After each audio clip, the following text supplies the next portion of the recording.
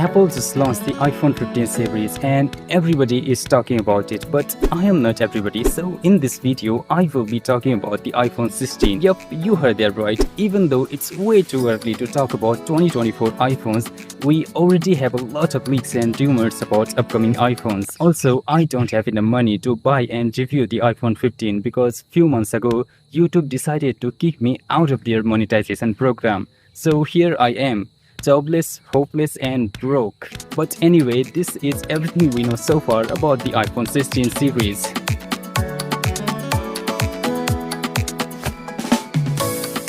Apple replaced the iPhone 14 mini with the bigger and more expensive iPhone 14 Plus. They also reduced the bezels on the Pro models of iPhone 15, ultimately increasing the overall screen-to-body ratio. And now they are planning to go even bigger by introducing new iPhones with larger display. According to some recent reports, the Pro models of iPhone 15 will get a boost in screen size. And if this turns out to be true, we could be looking at the iPhone 16 Pro featuring a 6.3-inch display, which is bigger than the 6.1-inch panel on the iPhone 15 Pro. But what about the Pro Max? Well, the Pro Max model of iPhone 16 is said to have a massive 6.9-inch display. I mean, that's bigger than the already big 6.7-inch display on the iPhone 15 Pro Max. And yes, it will be the biggest iPhone we have ever seen. So you're gonna need a big hand for playing with your new iPhones. And keep in mind that Apple could also rebrand the Pro Max model as the iPhone 16 Ultra. So whenever I say the Ultra iPhone, you just have to think that it's the Pro Max model with better specs and different name. But this is where it gets interesting. According to Ross Young, Apple is planning to change the aspect ratio of upcoming iPhones. The company has stuck with this aspect ratio for quite some time, but now it seems that the Pro models will get this new aspect ratio. But what does that mean for you? Well, the Pro models of iPhone 16 will be a little more taller and a bit narrower compared to the iPhone 15 Pros. So technically, even with the larger screen, they will be more comfortable to hold in your hand because of the narrower design.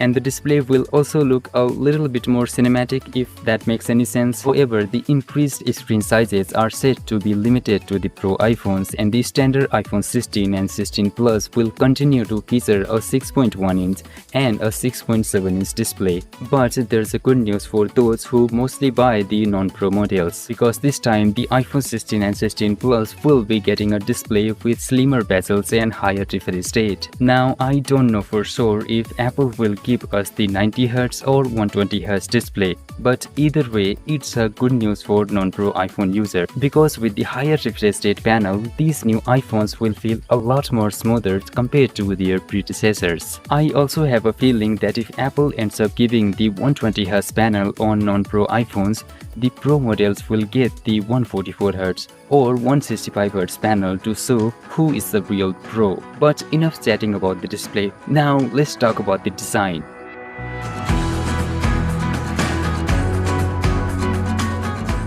The iPhone 16 and 16 Plus are expected to come with a new camera design, but technically it's not actually going to be new, because both phones will come with the vertical camera layout. Yes, the vertical camera layout. So they are almost going to look like the iPhone 12. Now, I don't know about you, but most people, including me, would like to get an entirely new design. Just think about it. If someone is upgrading from iPhone 12 to iPhone 16, and after all these years, getting the same design, that person probably won't be happy to see that. And even though the iPhone 16 will look different from the front because of the slimmer bezels and dynamic island, it would be nice to see something new, something fresh. But Apple being Apple, they will give us the blast from the past. Now you might be wondering, why would they use the vertical camera layout? The only reason I can think of is that it will allow you to easily record some kind of 3D videos for the Vision Pro. And it will probably be easier to record these 3D videos with vertical camera setup instead of the diagonal camera layout. But if you zoom out a little bit, another reason for using the iPhone 12 design is probably because They want to make the iPhone 16 look different from the iPhone 15 without investing money on R&D. But these are just my theories. Let me know your opinion on this whole new design thing. Now let's talk about Pro iPhones. According to this little guy on Twitter, the iPhone 16 Ultra might have 3 new extra small lenses on the rear.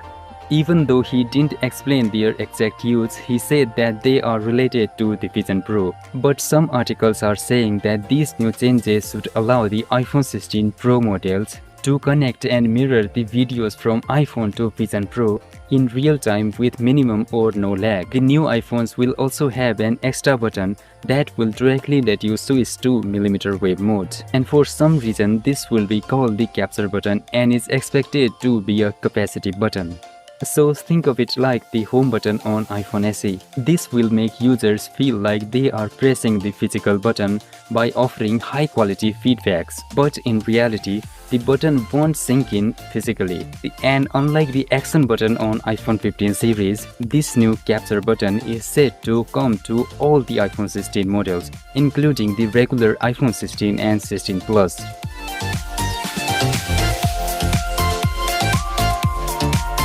The iPhone 15 Pro Max is one of the best camera phone out there, and with the launch of iPhone 16 Ultra, Apple is planning to take its camera system to the next level. Because this time the Ultra model is expected to get the 1-inch Sony sensor for its main camera, and it's going to be the largest sensor we have ever seen on an iPhone. As you may already know that the larger sensors are capable of capturing more lights and details. So this means even in the super low light, the Ultra model will take brighter photos without adding much noise.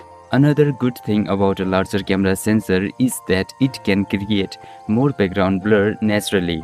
So these new iPhones will probably be able to take photos with DSLR-like depth of field. But what's more interesting here is that some Android phones already comes with 1-inch Sony sensor. However, if the iPhone 16 Ultra gets this new camera sensor, it will easily beat any other Android phone. The Pro iPhones are also getting a new ultra-wide-angle lens with more megapixel count. So it will allow you to take super ultra-wide photos with much more details. Apple used the 5x telephoto lens only on their Pro Max model of iPhone 15, but in 2024, both the iPhone 16 and 16 Pro Max will get this new sensor. And if you are lucky enough, Apple could even increase the zooming capacity of Pro Max model with much better periscope lens. But what about the video quality? Well, the latest iPhones are already at top of every YouTuber's list because of their excellent video recording capabilities. However, there is still a feature that is missing from new iPhones. Yup, I'm talking about 8K videos. Now, I'm not saying that 8K is a must-have feature on every single smartphone, but if you are paying more than $1,000 for this piece of titanium, you better get all the high-end stuff. So, the Pro models of iPhone 16 series will finally and probably get the 8K video recording support for allowing you to record insanely high quality videos. Now, the non-Pro iPhones will also see some improvements in the camera hardware and software, but don't expect to get anything like a periscope camera on your iPhone 16 and 16 Plus because Apple is reserving this technology for their high-end iPhones.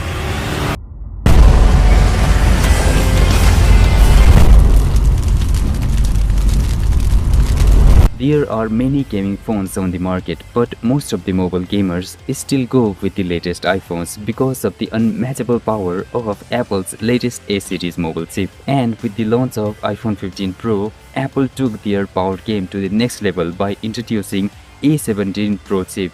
But with the great power comes great heating issue. I mean, people are already complaining about the heating problems on iPhone 15. But given that Apple's latest processors are so powerful that they can even play PC games, Apple will now focus on efficiency and heat management on their iPhone 16 lineup. So the A18 Pro chip on upcoming iPhones will be a little more powerful than the A17 Pro, but it will be much better at handling heat. Or at least that's what I think. Apple could also implement some kind of advanced cooling system to keep their iPhones as cool as ice, and it will also allow you to play heavy games without breaking a sweat. Apple has also been trying to make their own 5G modem for quite some time, and according to some latest rumors, the iPhone 16 lineup will be getting Apple's own 5G modem. Apple could also give you the support for Wi-Fi 7 on upcoming iPhones, so you can expect to get much faster speed, lower latency, and more reliable connection from 2024 iPhones.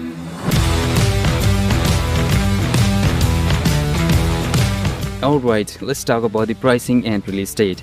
Apple usually unveils their new iPhones in the first half of September, and the iPhone 15 lineup was announced on Tuesday, September 12. So if everything goes according to Apple's plan, the company could announce the iPhone 16 lineup on Tuesday, September 10, 2024. But what about the pricing? Well, we also don't have much information about the pricing, but I am going to assume that only the Pro model of iPhone 16 will see a price hike of $100, while the standard iPhone 16 and even the Ultra iPhone will start at the same price as the iPhone 15 series. So this is the expected pricing for the entire iPhone 16 lineup.